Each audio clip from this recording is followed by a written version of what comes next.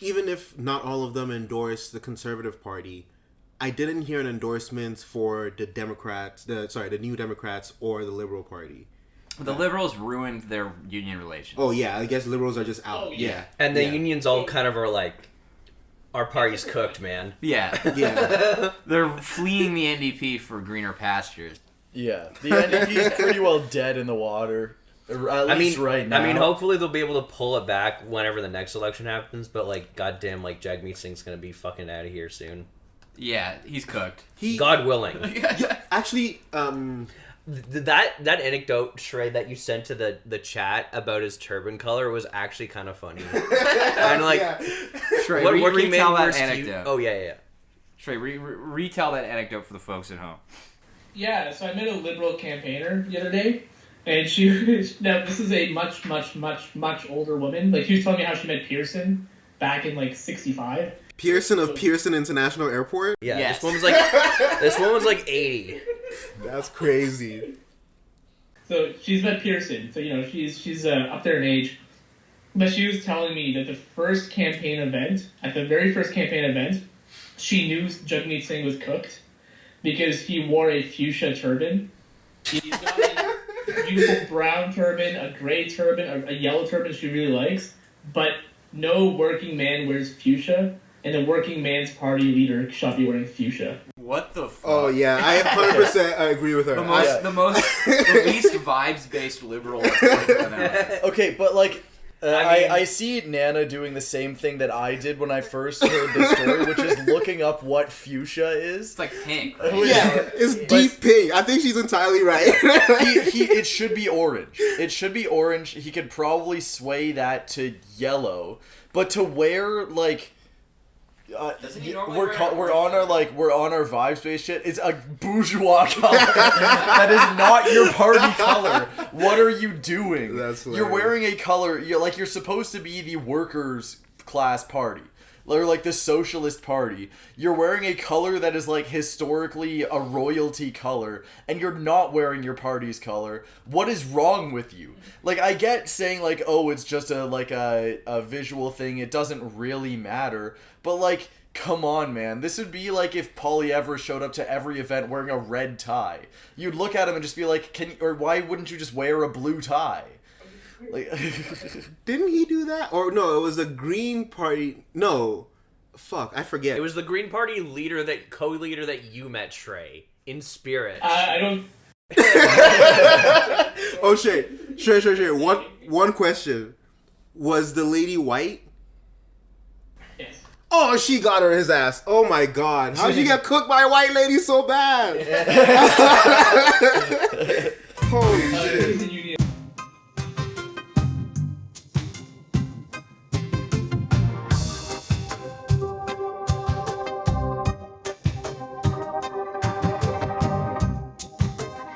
okay, I don't want to expose too much here, but the amount of people that I meet who just frankly have, I'm not sure if it's through just like the perception of like, you know, immigration keeping wages down and stuff like that, which is like, but the amount of people that just straight up hate brown people is ridiculous. The brown people, I don't know how I say it like that. The racism against brown people has skyrocketed so much in the last like year and a half. There's people I know who would never it's like there's black people I know who would never say anything racist towards any group of people, who are now complaining like daily about brown person did this to me, Indian guy did this to me, Bangladeshi guy did this to me. It's crazy. And I don't... What do you say? Oh, sorry. I was going to say, that's really impressive. They're able to go like Indian guy, Bangladeshi guy. I was going to mention this guy looked like a Slovenian guy in Italy who was complaining that there was like too many Bosnians in Slovenia.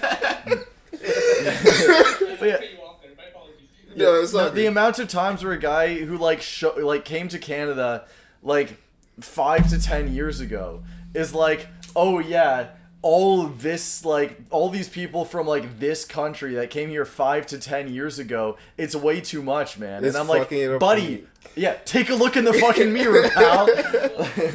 So the perspective is that they kind of ran away from it, and most immigrants, tend to be either petit bourgeois or a little bit above that, right? Yeah. And they kind of go away from that. So when they see anything that reminds them of the proletariat at home, that becomes a problem. Yeah. For them. Honestly, you know what it probably is too, is like there very definitely has been like a specific migrant push in the news and stuff like that for like, oh, we have way too much immigration, which immigration we know is like whenever capitalists want to keep wages down, they say like, oh, we need more immigrants and stuff like that. We need more workers. We need more people. And then when people's wages are kept down, capitalists will then blame the immigrants that they tried to get to show up in the first place.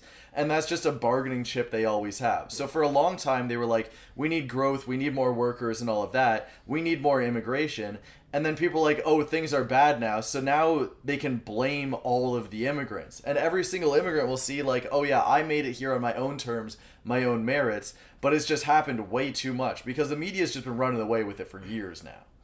I think the current backlash to immigration is kind of like functionally a product of like quite literally a proletarianization of the immigrant process in Canada, where like there was like a huge spike in like highly exploitable proletarian labor being brought into the country compared to like historic trends, which was much more steady and often but not always concentrated in like the professional classes. Yes. I mean, before Harper, we used to have a very strict criteria for immigrants that would basically exclude anyone who was not like extremely rich. Yeah. Anyone who wasn't like, university educated and English speaking.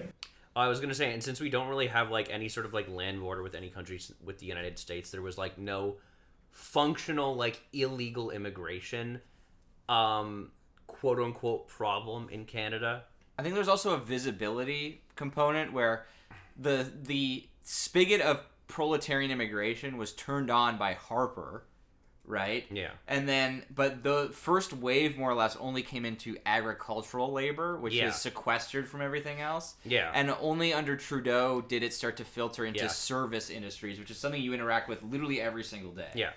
Yeah, like with agricultural workers, they're only like, they're sequestered on like the kulak plantations in southern Ontario. Yeah. And the tobacco belt. Yeah. But it's like picking tomatoes. It's honestly, like immigration was one thing, but it was like if you look at the number of immigrants, it's gone up for sure, but it's not that much up. The big problem is that they just exploit the hell out of the TFW, the temporary foreign workers programs. Yeah. And also even like international students too. Like the increase in the amount of hours that international students could work was in part sold as like a humanitarian gesture because of how fucking expensive the cost of living is in Canada, but like functionally, like you have to like work. You can now work about like 20 hours a week as an international student legally, but it is incredibly expensive to live in Canada, especially in like major cities, and like you're probably gonna end up working under the table in like highly exploited just to make like rent, not even to like talk about the added on cost of like incredibly high tuition for international students because post-secondary learning has been gutted from like public funding since like the 90s. And also the tuition freeze means that universities in Ontario for a while could not remain solvent. Yeah. There's also I will say, Shrey, that you did say that immigration didn't particularly increase. In 2021, it did double. When another part of the immigration debate in Canada is the fact that it was increased suddenly in 2021 as part of the strategy to delay recession as long as possible. Was that temporary workers? Yeah. Yeah. So that's been 4 straight years of that now, which is something that is part of that. I think that's part of the calculus here. Right. So I would say that there's a second point to Liam's thing on humanity, but the other point was also it was during COVID when they started blowing it up in terms of numbers, because the idea was that they didn't want to ask the employers to pay more for folks. So they got people to come in who can take over those shifts. The other big thing which came about was that, as you were saying, Bennett, there's a visibility problem. Generally speaking, previously, a lot of the immigrants were coming in were in professional classes. The entire story of doctors and whatnot coming from certain countries. But that kind of got blown out of the water when there's a huge number of folks who are coming in and as international students or TFWs being exploited, and they're going to the service industry. So that's where you're seeing more of these folks now instead of in the professional. Yeah. Yeah. Or even like just no longer only in agriculture, like we were saying earlier. Yeah. Yeah. Yes. Because of course, like you had the incident of like Jamaican farm workers writing an open letter saying Yes. that we're And like Jamaica complaining about us to the United Nations. Yeah. Where was the open letter? that they were living in like being treated like Slaves? Yeah, Jamaica sent. This is like the fifth this was in time 2020. this has happened. This was in 2022 when the temporary foreign worker program started to like rapidly expand. Right. And this story did not really gain much traction in the Canadian news media. And even like the Jamaican labor minister came to Canada to like inspect the plantations, more or less. Yeah, pretty much. And then like nothing came of it until like last year when like people got like reactionarily angry about temporary foreign workers. Yeah. And then they were like, "Oh yeah, we've had like people complaining about us on the international stage." Yeah. I also think with the immigration thing, it ties into kind of what a lot of people are feeling versus like what stats are, or what like the media is, I guess, showing about the state of the economy and all of that. It's like a lot of people were saying like, oh yeah, the economy is shit, the economy is garbage, and like it's ass. And like every economist is like, oh, but it's not like a depression or anything because the GDP is going up. But then immigration gave like a very easily displayable metric of GDP per capita that showed that like GDP is going up, but the population is going up so fast that it does mean that like per person GDP is going down, which was a very easy out to get people to say like recession is still happening, despite the fact that there were also like 12 other metrics showing depression happening. But like GDP to GDP per capita was an easy enough slide for even like a neoliberal brained economist to make. Yeah, like GDP per capita has shrunk in like the last 6 quarters, and that's like depression qualifying. Yeah, it's a third of what has happened is depression qualifying, and yeah, we tripled that. Yeah. And what, like Toronto's unemployment rate's like now almost at 9%. Yeah, the unemployment rate is absolutely spiking. The unemployment rate for like young people is absolutely obscene. Like I remember reading at some point it was like the unemployment rate for young people was at like 18%, which is like what do you do when 1 in 5 people are unemployed? Well, so the youth unemployment rate in Toronto is 13. For Black youth, it's 19. Yeah. Holy shit. Yeah. Wow. This is a CBC this was from a year ago. And like people need to live, man. People are like saying, okay, shout out to that old guy at the Carney rally again. This is like my 4th episode in a row I've brought him up. Where he's living like, rent free in your head. I literally get angry at this guy like in the morning sometimes as I'm just going about my day. And like I'll start arguing with myself in the car about it. Like young people are like, when you have an unemployment rate of like 13% or 19%, how is that not like depression levels? You don't just get that. You don't just accidentally swoop by that. Although like people with fantastic degrees are doing like minimum wage work or worse, doing precarious labor that is not related to like an extremely technically skilled job or something like that. Yeah. To be fair to the elderly, being like poor as an elder person is like probably the worst stage of your life to be poor in. Yeah. Because you functionally cannot really work anymore. Yeah. And you can't even get a job even if you could work. Mm-hmm. Unless, of course, you're one of those like horror stories of like 90-year-olds working at Walmart. Yeah. Yeah, everyone's talking about the population crisis where they're like, oh, but there's going to be more old people than young people. Well, buddy, this might be okay if the young people were employed. Yeah. Like, you could have a perfectly fine ratio, but if no young person is employed, the same thing will happen. So we're getting, like, double whammied on that, even though I, like, don't believe that population statistics are quote-unquote real. In the sense that they're, like, fabricated. You know who does believe population statistics are real? Oh, good-ass transition. Is Pierre Poilievre, Yeah. who, as part of this whole mess, is determined to get young women pregnant. It's, I think I actually know what happened. Was that Poilievre saw that his polling was way down with women, right? So he was like, oh, I need to figure out what women like. So he started listening to Brat because women loved Brat. What is this Green album they're listening to? And then he's like a ghoul, so he didn't understand the whole like having fun aspect of it. And he's also a lifetime political ghoul, so he didn't get the like messiness of it because all he's done is like one thing for his entire life. But he probably heard Okay, I don't think it has anything to do with Brat. I think it's his... Now trust me on this. I just need a song name and I don't give a fuck about Brat. Where Charlie XCX is just like, I might run out of time. And he's like, oh, I understand this. Women are terrified about their fertility windows. I should start bringing this up in my public speeches. And, yeah. I think that was the wrong lesson. I think about it all the time, yeah. And he should not have done that. No, he obviously got this from the fucking weird conservative, like, bubble that he lives in online, I have to assume, where you always hear about right-wing figures in the US and Canada talking about biological clocks or egg count or the fuck they were accusing Taylor Swift. Egg count is crazy. What the fuck? There was that whole thing with Taylor Swift and her eggs or whatever. That was wild. Yeah. That was like the Stefan Molyneux thing. Yeah. Stefan Molyneux, yeah. I thought that was Elon Musk. No, it also was Elon Musk. I think they both hit that. Because I remember that was a big thing. Elon Musk said, if you need more babies, I'll do it, or some other weird shit like that. Fine, Taylor, you win. I will give you a child and guard your cats with my life. Jesus Christ.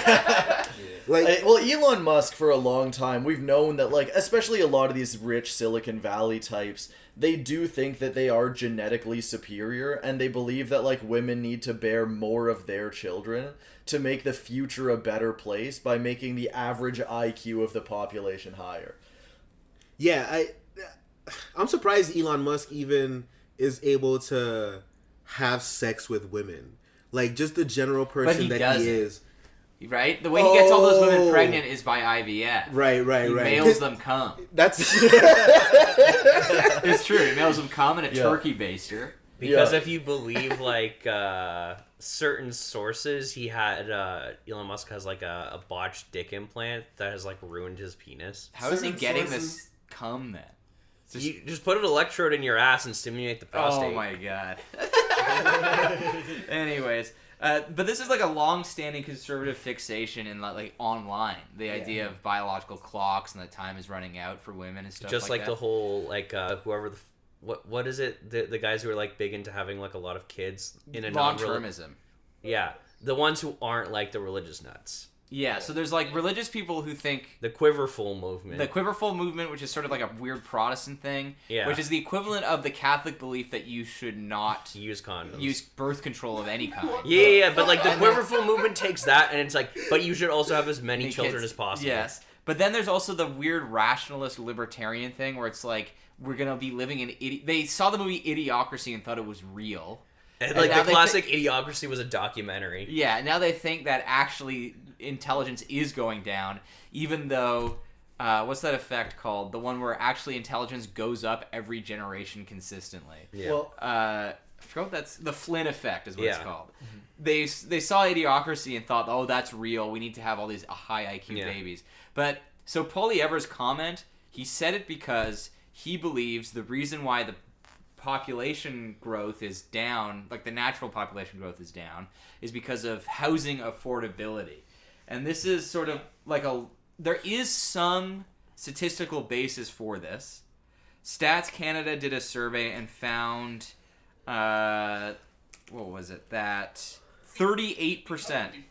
Yeah, 38% of young adults did not believe they could afford to have a child in the next 3 years, while 32% did not believe they would have access to suitable housing to start a family in that time frame. But, first of all, both of those are a minority of young adults. And also, population growth, like the natural fertility decline, started long before the housing crisis.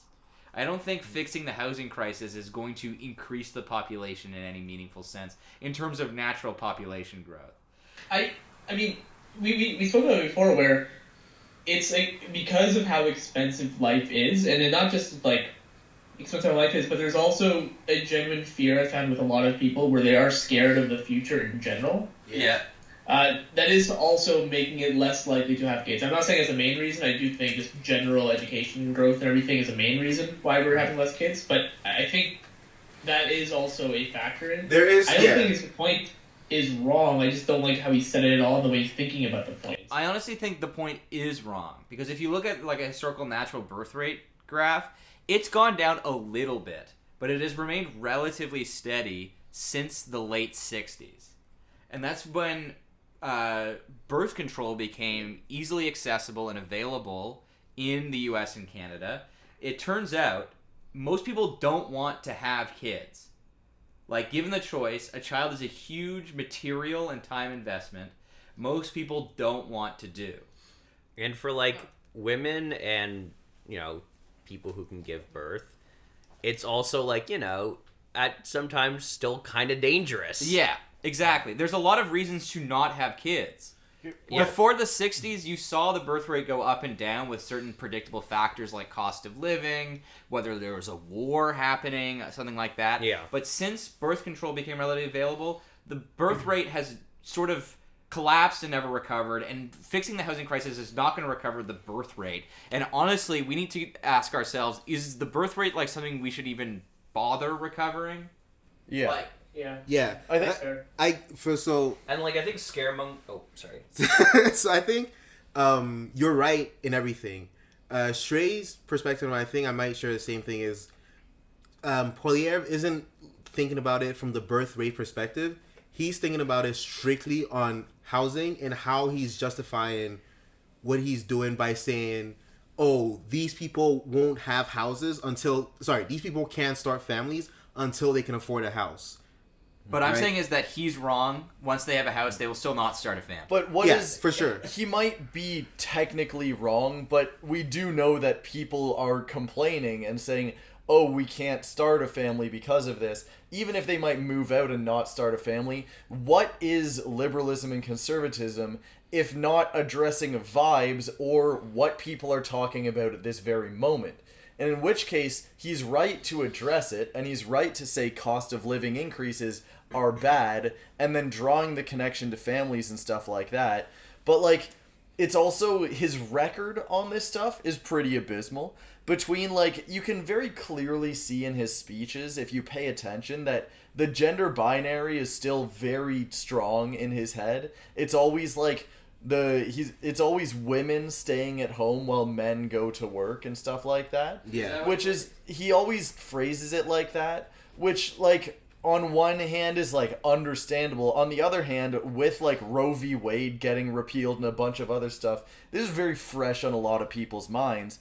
But also, even on his YouTube videos, he was doing MG toe tags for a very long time until recently, which is like men going their own way / the men's rights movement. That was engagement farming. Let's not forget that he does have a girl boss wife, so I don't think he like. It's totally engagement farming, but it shows Musana who his wife. It might be engagement farming, but it shows who he's trying to target. And a lot of people really do not want to be associated anything near that. And then bringing up, like, egg quality when you've been doing MGTOW shit for a long time it really paints yourself into a box. And it's really hard to, like, it's gonna be really hard for him to say that's not true. Yeah. You know? Trey, what you got for us? I want to just go on the record and say I think Bennett is completely right about the birth thing, because this is on the graph in front of you or the table in front of you is the average age of first birth, and it looks like it's just been slowly going. The housing crisis, I think, really started around here, Right. 2012ish, and it looks like it's just been going up the normal. Yeah, it's been increasing at the rate it was before, and frankly, like when it comes to like, oh, we need to recover the birth rate, the alternative to the current situation is so unimaginably dystopian that like it's not worth recovering the birth rate. Yeah, it's a weird thing to even like talk about. Like, it's like, yeah, like, we're gonna force women to have kids. Yeah, like, like you're so out of like. You can incentivize it. If the logic is that it's too expensive to have kids, that's the problem. Then you can make it cheaper. But I guess that assumption is wrong. I hate to break it to you. Check out South Korea, which is a quick transition into my next point, which was going to be looking at Poilievre's numbers between women and men. There's a 25% swing between liberals and conservative voting for women, which is absolutely monstrous. Like, women are 25% more likely to vote for liberals. Or, like, what was it? It's like 53 to, like, 28 or something like that. There's a massive gap there, which is South Korea type shit, where elections are, like, the voters are just based on what your opinion of feminism is, and all the guys hate it, and all the women love it. Which is a little bit of an oversimplification, but we're running with it for now. And we're seeing the, like, big voting gender divide in Canada, too. Yeah, we're going to talk about... Shrey, you brought up the point of, like, why Pierre Poilievre's main supporters are mostly men under 50. If we wanted to increase the birth rate, we would find a way to make it so that guys could get pregnant. Oh. Do not even bring that into Liam's head. I'd be an even bigger deadbeat dad than Spencer. I will say, so in Europe they've done studies on birth incentives. I think they found basically all of them had no impact on birth rate, and the only exceptions were improvements to work-life balance and free daycare. That makes a lot of sense. Because like when you think about it, beyond the children are big time investments. Beside the fact that children cost a lot, are dangerous to carry to term and give birth to. Yeah. Another issue affecting the birth rate is the fact that a lot of women are still socially expected to give up their career to do it. Yeah. Right? Because someone has to take care of this kid. Mm-hmm. Yeah. But even so, like, with the Netherlands, like, birth rate incentives, they still didn't recover it meaningfully. So I don't think it's something worth pursuing. Yeah. If you're still going to have to work, like, 5 out of 7 days a week for the entire day and have it be completely exhausting, why would you be like, damn, I should just add a child to this, which means I spend very little time with my child, and I'm even more exhausted. Yeah. This is something I figured out for myself once I, like, actually started working from, like, 7:30 to 4. I got back home from work, and I was like, man, I have, like, 6 hours between getting off work, not even to mention, like, getting home from work, and when I go to bed. Imagine how much little time to myself I would have if I had a child to take care of as well. Yeah. Who also I had to take to, like, activities. Yeah. Mm-hmm. Like, I think in some ways this is like having children, again, like work-life balance, I think that could be like a big issue. Like the individualization of childcare, where it's put solely onto like the parents, and there's no sort of socialization of it. Not even just like through official daycare channels, but through like any sort of like communal raising of children. Yeah. Kind of really makes it like Right. unattractive to have a child. Yes. Yeah. So Because this you're was, like, I am on my, like, me and my partner, if I have a partner, we're on our own. Yeah. There is the Netherlands, so the results of the study were from most to least effective birth incentives. Free childcare, far and away the most effective. Yeah. Second most, increasing opportunities and flexible work hours for parents. Then huge power gap, 1 year paid maternity leave. Power gap, 1 year paid paternity leave. Power gap, increasing child/family allowances, and then the least effective, just bribing people to have kids. Yeah. I'm surprised. Sorry to interrupt you. Go Do ahead. your thing. I'm surprised. Okay, I just have a very quick point, which is that for a lot of places, childcare costs like as much as a full-time job. So you sit there, you have two people with a full-time job, and that affords them the ability to do a lot. And they kind of say, oh, how about this? We make it so that one of our jobs is rendered completely worthless, is just as exhausting. And I have to show up to work every day for effectively nothing but the ability to keep showing up to work every day. Imagine also like working in childcare and like having a kid. You like spend all day at your fucking job taking care of other people's kids, only to come home and having to take care of your kid as well. Mommy needs a drink. Mommy Yeah, so needs drink. the daycare plan is that the federal daycare plan, which is the NDP's platform, right? I think is the only. It's sorry. And liberal. And liberal. That's the only policy that could meaningfully affect the birth rate in any way, but not even enough to get us back to replacement level or whatever. Nana, you had a point? No, it was a very small thing. I was just surprised that full year paid maternity and paternity leave were like gapped that much by the other options, but it makes sense. It makes sense. I mean, you got to take care of that kid for 18 years. Yeah. I think the power gap would go way upwards if you offered 3 or 5 year maternity or paternity leave. Yeah, maybe. I think that would change things quite a bit. 1 year is like a lot, but when you're thinking of the number 1, it's still not a lot. It's still a baby, yeah. I do like the Netherlands. So one of the things they did was give 5,000 euros per child born, which was the least effective strategy. Yeah. 5,000. They should start handing out like They should start handing out medals to how many kids you have. 5,000 euros. That's like what, $10,000? Yeah. Canadian dollars? Yeah. Okay. Which is like nothing. Yeah, it's like that's like maybe 3-4 months of like baby shit to buy. So I'm not surprised that had no noticeable effect. Like, yeah. Shrey, what you got for us? What is this? I'll show you this later. But this was a guy who back in the day used to, as mayor of Toronto, he used to reward mothers for skills at procreation. Wait, oh my god, what? The first place gets $12.50 for how many kids you can get between the years 1945 and 55. Okay. $800 for second place.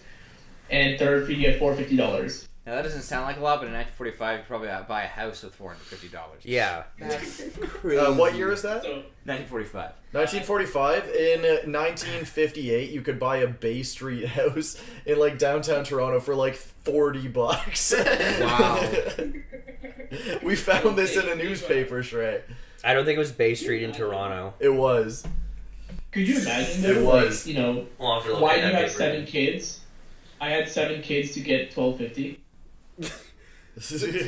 Oh, so they just count how many kids you have between a certain period of time. Okay, a 2-story detached home in Toronto in 1950 averaged $30,000. Yeah. All right. I'll pull out the newspaper. Wow. It was probably the monthly. Thing, So but, okay, like, so still. so first place would get you like a fucking down payment on your home. Yeah. Yeah, if they offered us like $90,000 to have a kid, it might start working. Yeah. You have to win. So you have to get like 10 kids. All right, Kid out Spencer. first. Buddy, Start does it all banging. have to be from the same person, and do I have to take care of them? It was after? for the mothers, not you. Oh, fuck. We could just contract Spencer out to a woman You who gotta wants to find win one of the those. prize. You gotta find one of those people genetically predisposed to twins. That's how you biohack this. Oh, true. Biohacking? Yeah. Biohacking the birth bribe? Anyways, Yeah, but favorite Toronto thing. But here's the actual age and gender gap for those who are interested. So the only group, according to the Angus Reid Institute, where Poilievre is winning is the males between 35 to 54. Even young men. So men 18 to 34, the liberals are winning. And it looks like at the So same millennials level they're and winning everyone else. So millennials and Gen Xers is what Poilievre's leading with. Yeah, I mean, consider the youngest millennial these days is 72, so they're actually in the right most. Honestly, at this point, millennials might be older than Gen Xers. So Gen Xers are now like 45 to like, 60? Yeah. Yeah, Right. Yeah. Millennials are like 30 to 45. Yeah. Yeah. Yeah. So, yeah, it looks like Gen Xers and millennials are the only Gen Xers and millennial men specifically are the only holdouts for Poilievre. Vanguard of I fascism. should right probably there. call my dad and ask him who he's voting for. As a Gen Xer who could vote for Poilievre. Yeah. Honestly, Honestly, it's only NDP base is young women. Makes sense. So when people I feel like that's the stereotypical NDP. The base. D-Linka demographic. fucking Christ, man. Jagmeet Singh, please step down. Jagmeet Singh. When so there was two I guess theories one from Spencer and one from Shrey, I think, on why Jagmeet Singh is still running, and Shrey said it was a pension thing, or was it you, Shrey? No. Oh, maybe it was someone else.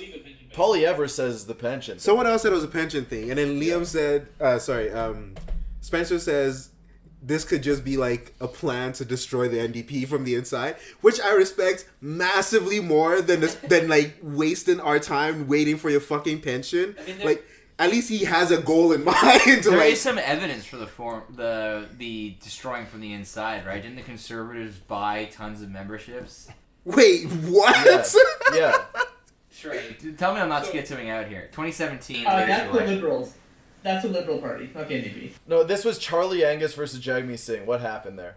Okay, no, so that's not what happened. What happened was that there was a lot of one-time voters who only voted for Singh, but I don't think that has to do with politics or like party. I think that's more segregated other factors like demographics, like race and so forth.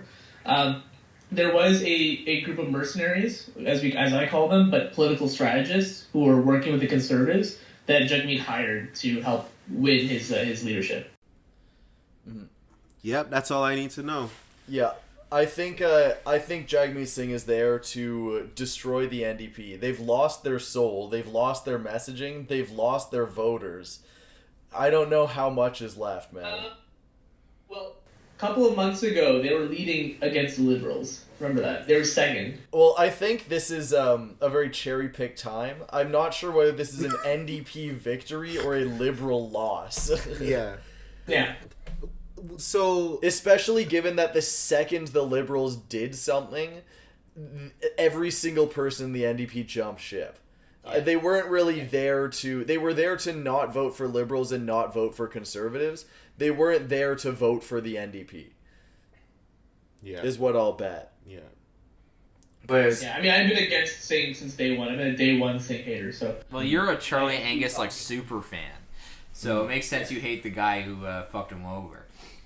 Shout out Charlie Angus, the Resistance. Show Charlie Resistance live, let's go.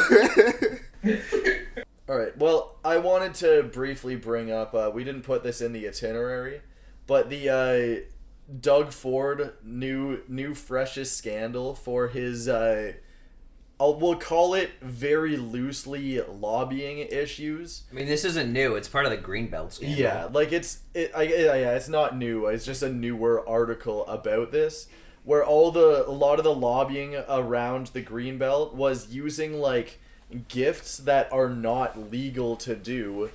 A lot of money going towards things that were not registered for lobbying, which is, I don't know how they managed to. I'm reading this from the Trillium. I don't know how they managed to write a whole article about having money and gifts for things that are not registered for lobbying, and they managed to never mention bribe once. Well, that's because if you use the word bribe, that's a legal meaning, so they could get sued for that. I fail to see how this is not legally speaking a bribe. Or at least an attempted bribe. An alleged bribe, dare I say. Charlie Pinkerton, Answer me now. At this What a great point, name. Doug Ford could like do what's that Kennedy who killed a guy? All of them. Yeah, He could walk out on Fifth Street. He could and do shoot the- someone. what's the water shit? When he drove the car into the river or something, and the Lyndon B. Johnson. No. Anyway, no, they drove off Not like even this. a Kennedy. A Kennedy was driving a car and it drove off a bridge and the passenger drowned. Yeah, Ford could do that type of shit, and then next day brush it off. You know, folks, we got to take this fight to America. You know, we got to do what we can. Canada strong, Ontario strong, and he's gotten away with so much of like any kind of scandal that people bring up against Ford. He literally brushes it off like it's nothing, and nothing really kind of affects him in. I don't know what his approval. Do we do that even? Approval ratings in Ontario? Like I feel like it hasn't moved significantly for everything that we know about Ford to date. I mean, like, what's the meaningful opposition? Merritt Styles? That's about it, right? But yeah, it doesn't have to be like someone else instead of Ford. I guess people are thinking, what else do I have, right? Yeah. I guess so. Yeah. Right. I mean, so there's two things here. First of all, people are thinking, who do I have instead of Ford? The NDP? Oh, wait. I hate the NDP more than the Conservatives. Ray Days. The fucking old people are why we will not have an NDP government until the last boomer is dead and buried. Shout out. I thank you, Straight, pulling up the stats. So, fun fact. Also, maybe the boomers were right about hating Bob Ray. So, fun fact, Peter Ford is actually very unpopular, and he consistently is extremely unpopular. For most of his tenure, he was at around 30% popularity. This was a huge bump where in March he went by 14 points. Because of the But Trump normally he's stuff. around only 30%. Yeah. Like, he only won because everyone in Ontario is, like, so apathetic and doomer-pilled that they do not vote. That's crazy. People hate. Like, the last election, like, how many, like, it was, like, a little over 40% of Ontario's voting population cast a ballot, right? Well, okay, 40%, like a 40% voter turnout is kind of like a good voter turnout now. If every election has a terrible voter turnout, that's just your voter turnout that you get these days. And I do think that, like, yeah, it shows that people are pretty disillusioned by all of politics. They think that it's not going to do anything for them. They've like kind of given up on the ability of politics as a way to get anything to happen.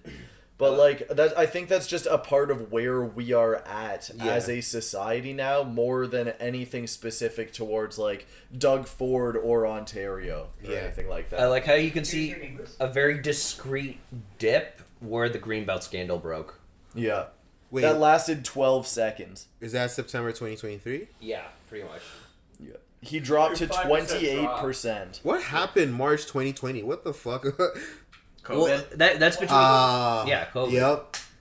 Because like pretty much anyone who had like even just like a response that was like somewhat like we're gonna try and deal with this got like massive popularity boosts. Yeah. That's why the Liberals called that election in like 2021 because they're like, oh, we're doing pretty good from COVID. Let's try and get a majority again. Unfortunately, that just like the fact that they actually did that took the like I feel like everyone rallies behind it as a sign of good faith, where it's like, oh, okay, we just need to do the thing, no need for a shake-up.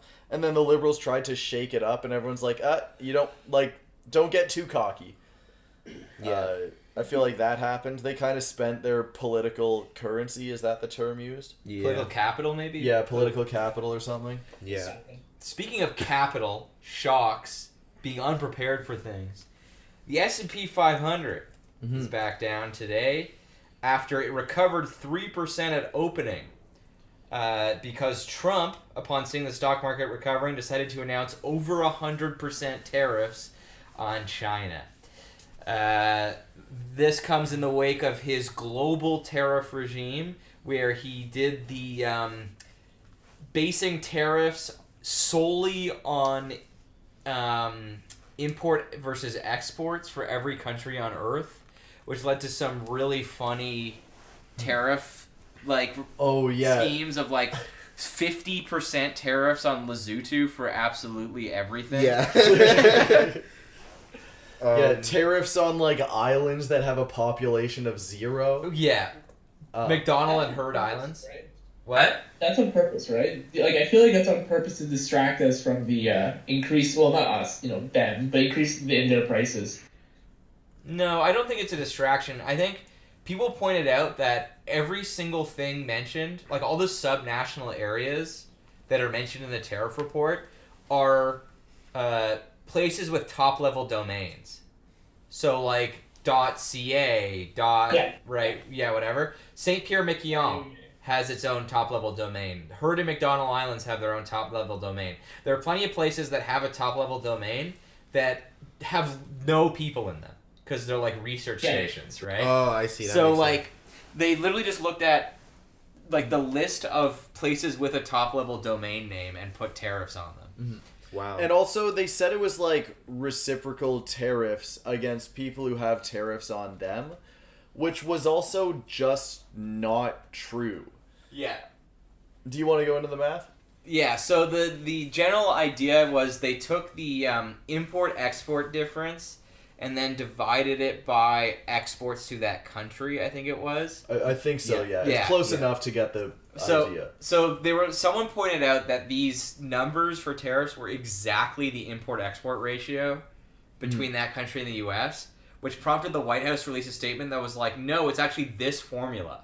And the formula was this very fancy-looking fraction that had the import-export ratio multiplied by 1 over demand elasticity times market penetration or whatever. Yeah. And then these two coefficients were set to 4 and 0.25, Which is 1. Which one multiplied together is 1. Yeah. So it was 1 times the import-export ratio. Yeah.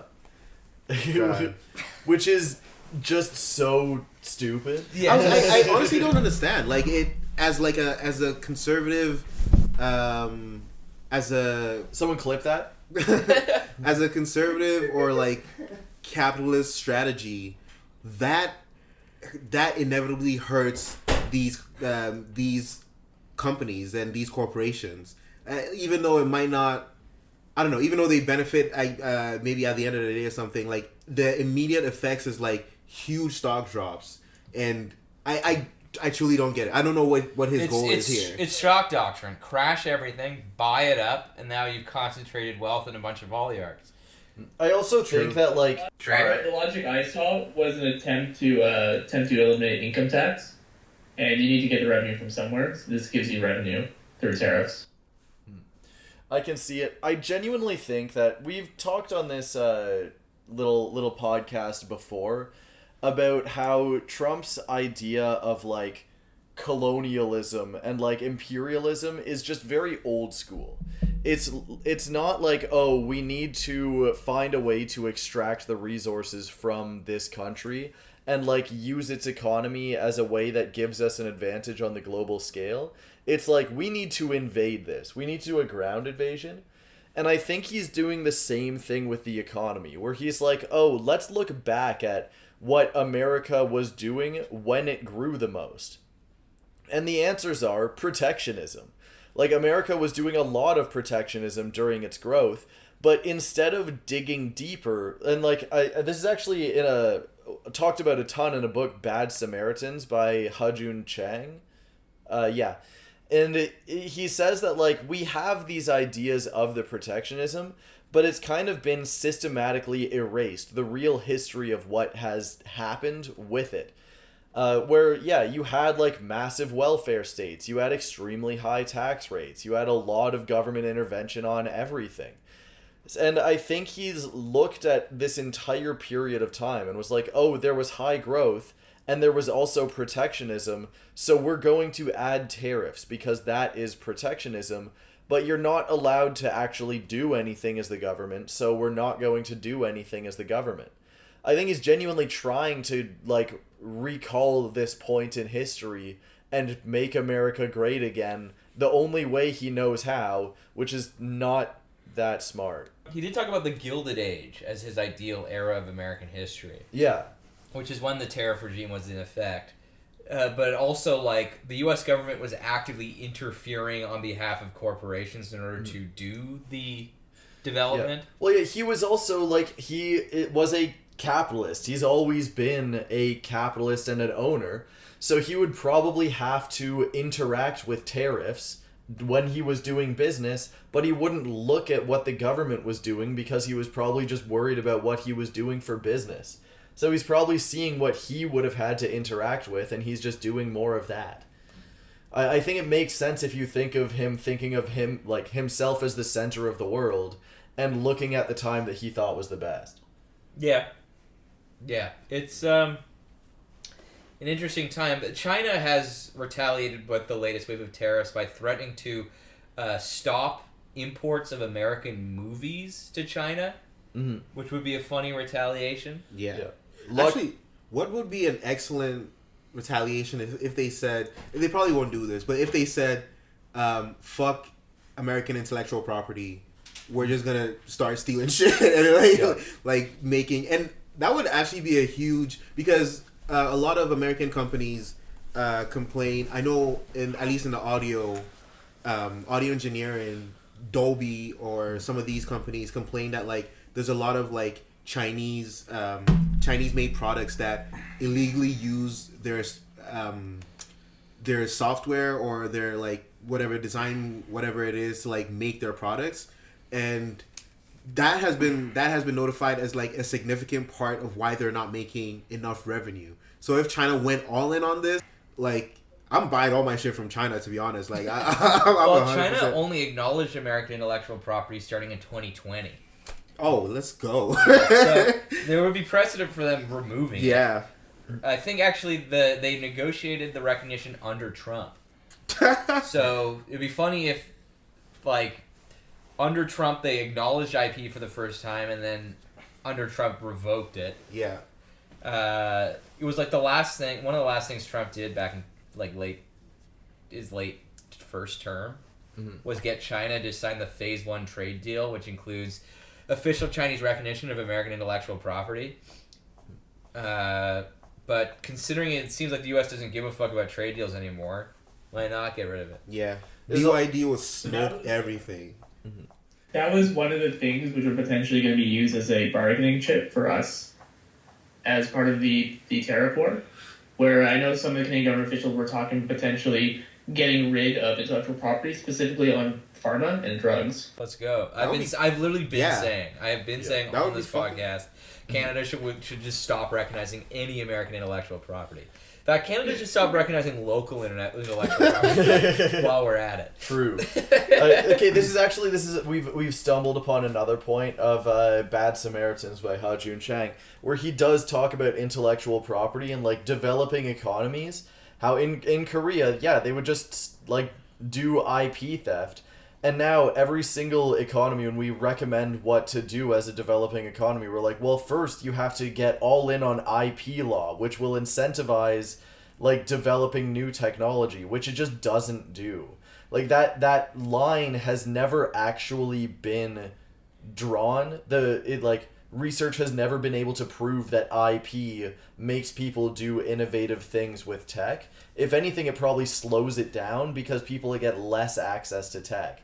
And tech companies always complain about how piracy loses them so much money, but it generally seems that people who pirate something and don't buy it were probably never going to buy it in the first place, but companies might actually gain from it because of word of mouth being spread after. Like if someone pirates an audiobook or an ebook or something like that, they might like the book and recommend it to other people who will buy it.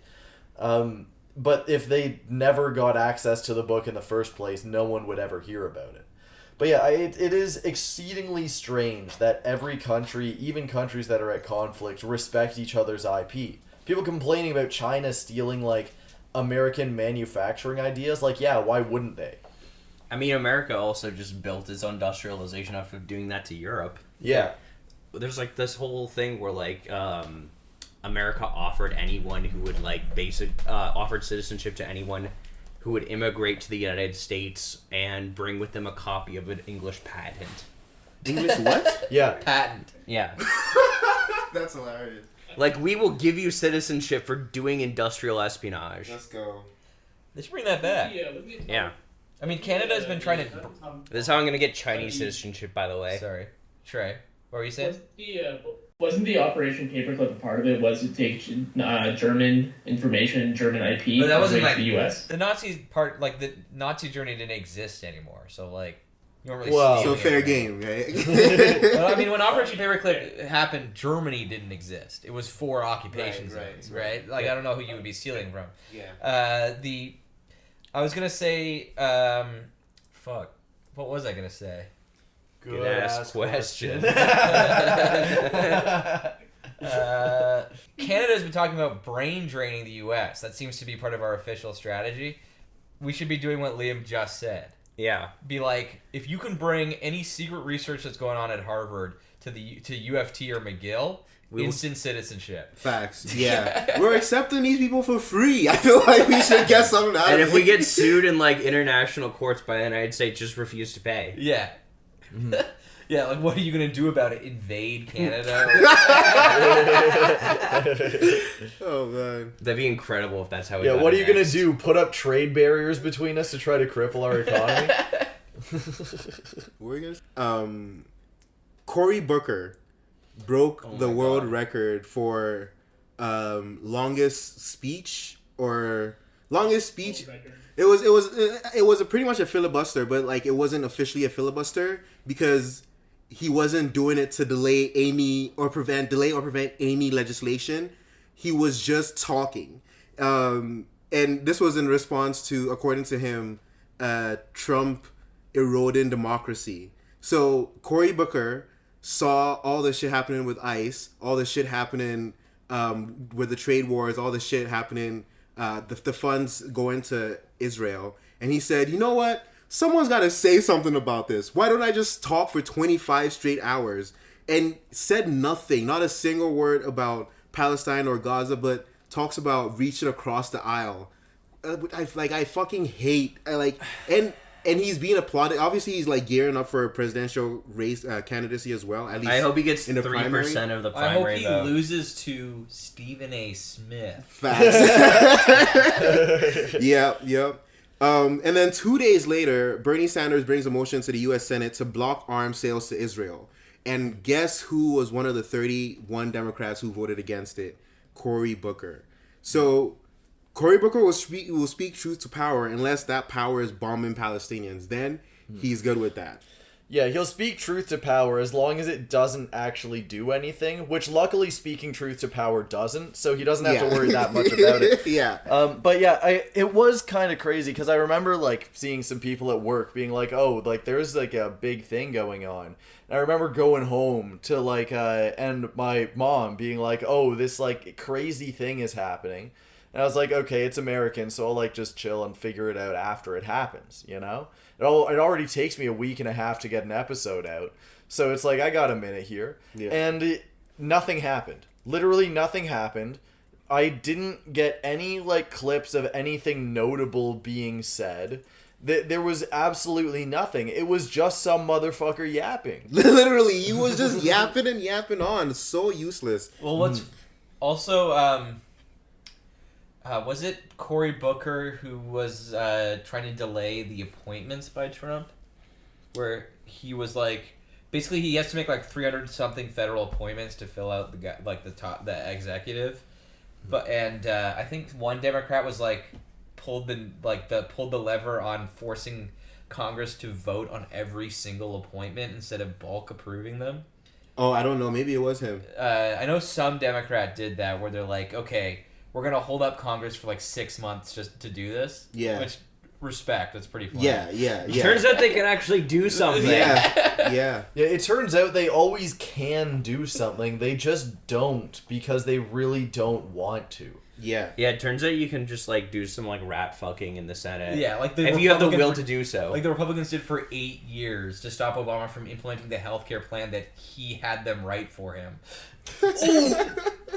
Although at one point, I think he literally had like a filibuster-proof majority in the Senate, and he still didn't want to do anything. Yeah, I think it's like half of like Obama actually really didn't want to do much, and the Republicans didn't want him to do anything at all. yeah. All right, we accidentally skipped to American news while forgetting to do a bit of Canadian news, but I can finish this one in about 1 minute, which is Mark Carney says that he's going to get the government to build houses, but he's been a little vague on this, which means what's going to happen is he's going to do public-private partnerships to build houses that are going to end up privately owned or something. And he's going to sell off government land to do it, which is the same thing they did in Britain. House prices are still going to go up. Rent prices are still going to go up. It's not going to fix anything. And it's actually not going to go anywhere because public-private partnerships don't go anywhere anyways. There's the whole news story for you. The Carney house building program is a fraud, Shrey. You look like you're suffering. Shrey's dying to say something. To be fair, I think ever since you got some, like, a dose of hope from, like, the Liberal plan, Spencer's been like, I need to crush it. It's uncertain if it's a public-private partnership. He literally said they're contracting it out. If it's uncertain, I got bad news for you. He's developing it. They're developing the houses. What they're going to do is developing the houses? The government. Okay, then why is it being contracted out? So there's 3 parts to the bill. One is just like the first home buyers GST cut or whatever. The second one is putting like a couple like tens of billions into building houses with financing, and the third one is to build houses. One sec. Including the GST cut on house buying is so funny. It's like a repeat of the carbon tax thing. Where Poilievre's like, I want to do this, and Carney's like, already done. Also, now that Carney got rid of the carbon tax, conservatives think it was a bad move that will lose them money. So they've already swapped sides. But, Shrey, I've got something for you. Alright, the Liberals said that we are going to do a government builds trains program. And what they said they would do, as the government will... They said, do their whole train building program and run it and all of that. They said that they would do an innovative public-private partnership to build the trains and then would also get a private corporation to operate the trains after, but overall it would still be government done somehow, even though every single part of the process has been fully privatized, including ownership after. Listen, buddy, we're not in Trudeau's Canada anymore. Things have changed. We can operate own things now. We're in a new era. Carney's Canada. The amount of money the government spends on like all this housing thing, when they could just like they would literally spend billions. I think this happened in Kingston. Not billions, sorry. This happened millions. This happened in Kingston where they just gave like these landlords or like companies like $1 million to build housing and put no stipulation on like whether or not it was affordable. I forgot the term they used, but like affordable housing is defined as what is it, like 80%? Oh, it costs less than like it's below 50% of like the median house price or something. Yeah. So if house prices go up, affordable housing prices go up. Yeah. But this time they just give the money to do whatever, and that amount of money you could just like buy someone out of their house, like just pay a landlord out of like an apartment building or something. Now you own the building and do whatever you want with it. But that's not how this economy works. So it'll never happen. So the official Liberal plan says that they're going to be building these specific houses all across. What the fuck is this? Hold on. So these are standard approved designs. Let him cook. I think I like Carney's vision. Spare the 1 second from the left. Okay, these are like kind of like, they're not solid designs. They're like on the facade changeable, but these are like kind of stock like architectural designs that require a lot less permitting and approval to build. Yeah.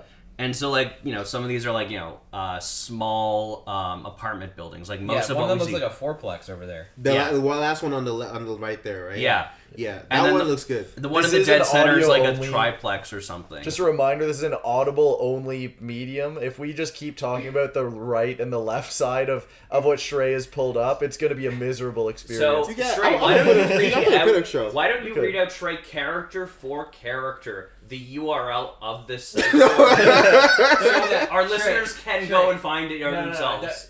Liberal.ca/housing-plan. But Shrey, you've highlighted something that you want Spencer to see. Oh, yeah. Shrey, you're not going to like this next part.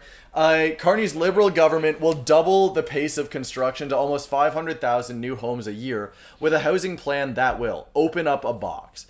All right? With a hard hat as a bullet point, get the government back in the business of building. Note that he doesn't say building and owning, but we'll see if he changes that later. The Liberal housing plan will create Build Canada Homes, BCH. Bitch. I don't fuck with that. To get the federal government back in the business of home building by acting as a developer. Yeah, I'm a bitch.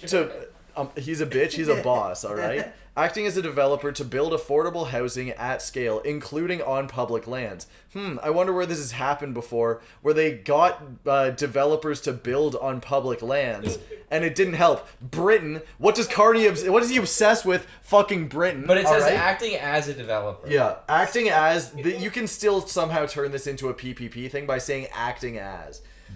You know what, Spitty? I'll bet you something that the government will build the houses. I'm going to take that bet.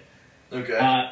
It's happening. We're going to have this right here on this blue house, which looks like a multiplex. It's going to be our golden girls style mansion and bridal path right here. This is the one. This will be the Theory Night in Canada compound. Yeah. Where we make our last stand against the Carneyites. Carney, I will vote Liberal for the only time in my life if you include an actionable plan in your platform to blow up a house on the bridal path and replace it with multiple of these units. And live stream it on YouTube. That would be hype. That house would be like the Theory Night in Canada equivalent of the Bop House, alright? You live stream it while like tying the owners of the house to a chair while watching it. collecting their bourgeois tears. That first one fucking sucks though. The first one is just a strawberry box home, but modified. Okay, the first one I fuck with heavy. What's in a like strawberry It's kind of rustic. So you know those like really small homes that you see? Tiny home shit? No. Okay, so they're pretty common. They were pretty common post-war homes. They're informally called strawberry box houses because they were like top left. Oh my god. Okay. Yeah, that's kind of an example of one, like that size. Okay. Shrey, okay. So there's a few things. You showed us the birth rate thing, and then the... Yeah, I was gonna say, this is what my... Oh, Hey, I talked to myself. Oh no. Suburban neighborhood in...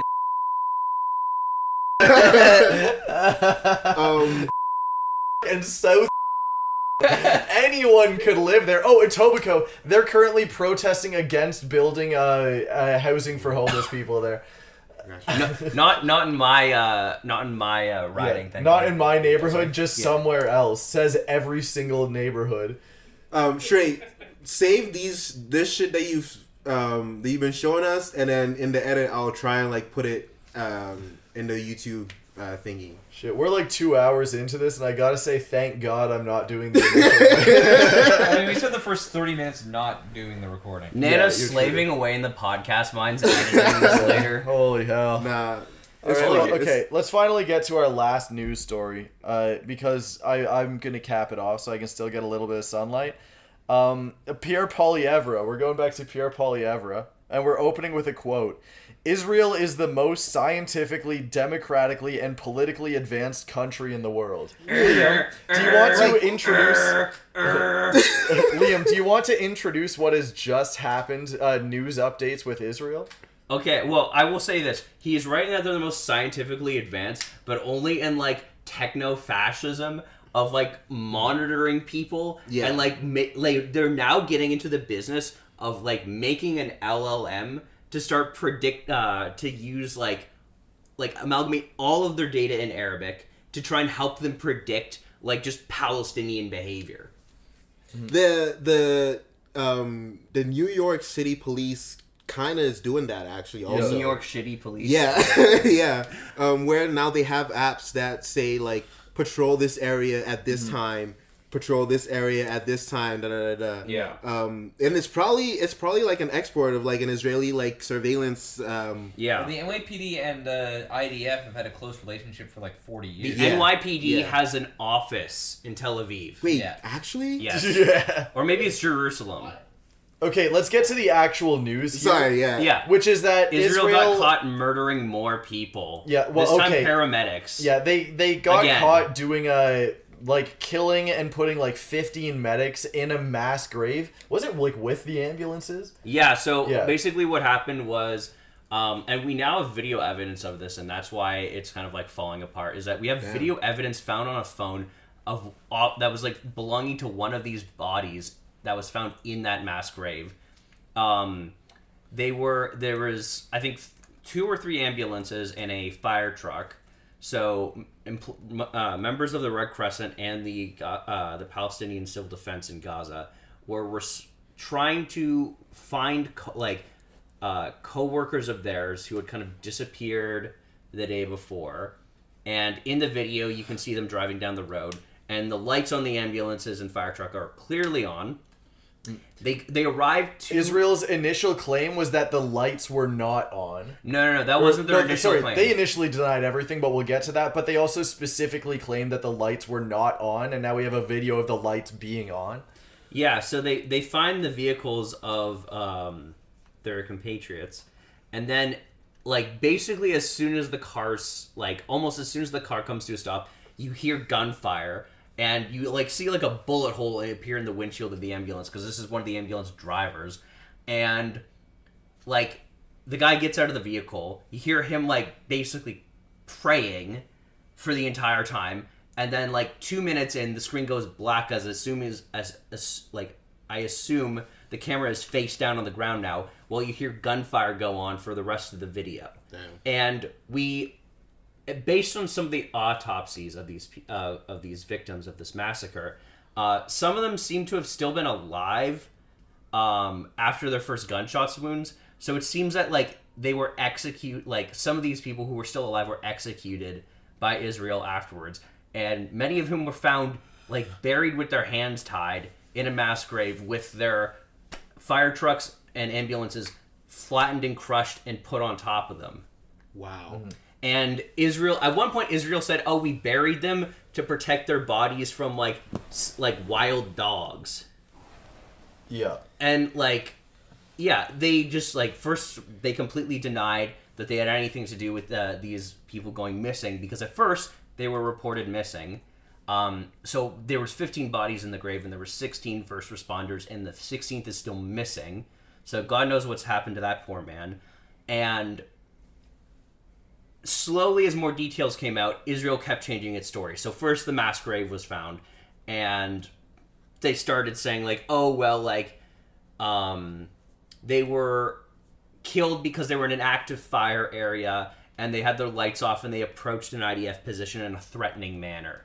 And so what we know is that there wasn't some sort of like evacuation order for that area that would indicate it would become an area of operation for the IDF, which in and of itself I take contention with, because they love issuing these evacuation orders just to torment Gazans. Yeah, they put but they put the evacuation order an hour after this incident happened, so it seems more like Israel killed these people, and then afterwards they forced people out of the area so that they couldn't discover the scene of the crime. Yeah.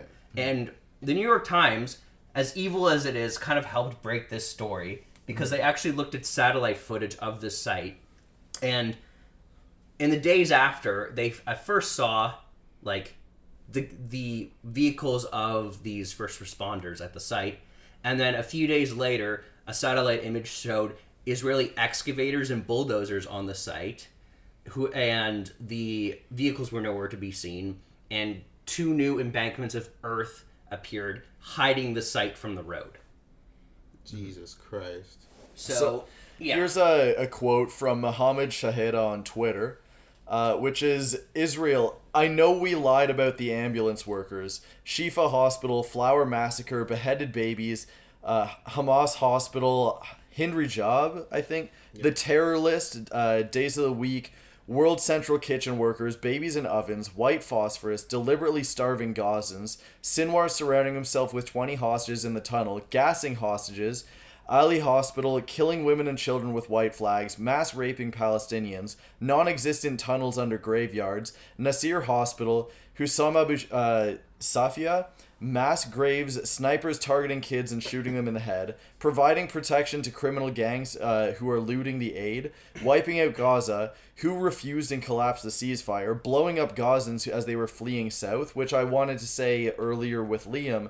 What they'll often do is they'll just say that there's going to be like combat in a zone that needs to be evacuated without giving anyone warning, and then immediately just bombing it and killing a bunch of civilians, and then saying the civilians shouldn't have been there. Kamal Adwan Hospital, claiming dead Gazan children are dolls, creating safe zones, which is what I just described, the General's Plan, how many Hamas militants were killed, Red Crescent taking part in October 7th, calling killed journalist Hamas militants, the Indonesian, the Indonesian hospital, UNRWA, Al-Awda Hospital, killing women sheltering a church, bombing the churches, destroying every single Gazan university, the Turkish Cancer Hospital, Hamas hiding giant stockpiles of fuel in Rafah, finding active smuggling tunnels in Rafah, hostages returning pregnant, who killed Yossi Sharabi, and multiple others, but our next lie will be 100% true, trust us. I took some liberties there. It was a lot of reading, but no, that's fire. It's around right. It's a good quote. And it's just a constant barrage of every time something happens, it didn't happen. We find out that it absolutely did happen, then it was Hamas. We find out that it wasn't Hamas, then it was people who were acting threatening or harassing people. And it's the exact same thing every time. And it happens every single day. And, like, for some reason, mainstream media just can't figure it out. You were saying that, yeah, the New York Crimes actually did help out a little with this. And I believe there was some good coverage, shockingly, from Fox News. I will say. I think this is because this is such a blatantly... like, the fact that there's video evidence means that it's cannot undeniable. be spun. Yeah. But also, New York Crimes is a good name. I think one of Trump's greatest ever insults is failing New York Times. Yeah. Yeah. It's... And even after, like, I watched the video myself a few days ago, so I've seen the footage with my own eyes. And within that time, there's been 2 other stories where, like, IDF soldiers who served in Gaza admit that there's been a strategy of, like, demolishing all structures within a kilometer of, like, the border fence around Gaza in order to create kill zones for the IDF. And specifically, violence in the West Bank continues, with most recently a 14-year-old Palestinian-American boy being shot dead either by the IDF or Israeli settlers in the West Bank. So, like, this massive increase in settler violence that we've seen since October 7th continues unabated, and doubtless President Trump will not issue any sort of statement on the murder of another American citizen by Israelis. Yeah. It seems like with the bombing of paramedics, which like, they've done before, but this time time it was like so blatant, and like there was so much proof against them that like even like their fucking lackey friends in like American media had to say like, oh, they actually did this kind of fucked up. Yeah. It seems like the point. It's even cruel to think about. It seems like they are trying to incentivize international paramedic workers to not come to Gaza because it's like at this point is one of the most deadly jobs to have. Like as someone who is someone who works in the medical field in Gaza, is like you are almost, it's kind of targeted, right? It's like it's almost like we know it is targeted. Yeah, there was. Yes, this is the video. That's a little bit of a shortened one. I watched the full one on Twitter. It's like a full 7 minutes long. But yeah, like Bennett here is just watching the video on his screen, and it clearly shows like ambulances and Red Crescent vehicles and in a fire truck with clearly flashing lights, and then you can see like a bullet hole just appears in the ambulance from which is being filmed like windscreen, and like at this point in the video, you can hear a lot of gunfire going on. There was also that UN mission, I think it was, where they had 3 vehicles, and every single one, sequentially one after the other, got hit by like targeted, targeted missiles. Yeah. Starting with the first one, and then the last one to trap people, and then finally hitting the third while everyone who was still alive had escaped to it, and like no one did anything, even though they were just bombing UN aid workers. So it continues. Yeah. It continues. Are we gonna end it there? I guess so. We've got like 8 hours of footage now. Let's go. So shout out to everyone. Like, you can see Shrey on his camera's got noticeably like dimmer. Yeah. There's got to be something that we can say instead of like ending the like 8th episode in a row on depressing news about Israel. But you know. Chapel Road. Yeah. Oh, Chapel Road. I forgot, yeah. Oh, yeah, I wanted to say one more thing, is that, like, in the past week, Israel, or, like, Zionists specifically, have accused, like, pro-Palestinian student organizations of having advanced knowledge of October 7th. Holy hell. Like, just random ones in the U.S.? Yeah, specifically the Columbia chapter of Student Voices for Palestine. They accused of having full knowledge of October 7th. Specifically because, like, the day before or something, or there was, like, a post on its Instagram after being, like, dormant for months, saying, like, we're back, big news to follow. Yeah, doing that is so funny.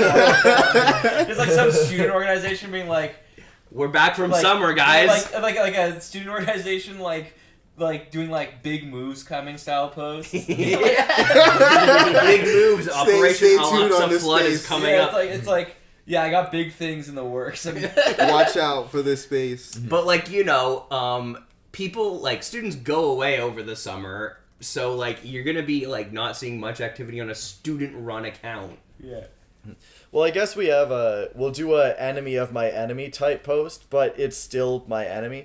We have a interesting call out against Elon Musk from famed UFC fighter and Nazi Bryce Mitchell, where he said that Elon Musk is a fraud and a liar. He has never been to space, and then says that it's because space is not real, and starts going on about the firmament. So Shrey pulled up a Garfield cartoon for us to look at. John picks up the phone. Click, click. He says, "He what? Could you hold for a moment? I have another call coming in. Thanks." Boop. "He what?" And then Garfield's got his little thought bubble thing. He's saying, "I've been a busy boy."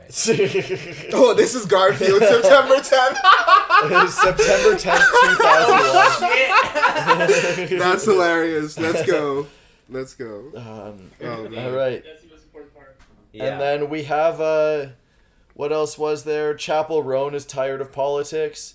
And Faceway's girlfriend, Alina Rose, gifting one of the boys her used panties during the Bop House 5v1 streaming with Vex bolts. Oh my god. I've never felt like such a boomer before. We're going to be Holy back. shit. It's another 2 hours of content coming right now. Yeah. All based on... During the Bop House 5v1 stream with Vex bolts. Okay, we actually have video of this occurring. Why are they wearing paper bags on their heads? Alright, cut it. Cut the mic. Alright. Thanks for listening. Thank you, for listening, Shrey. y'all. We appreciate it. All 10 of you.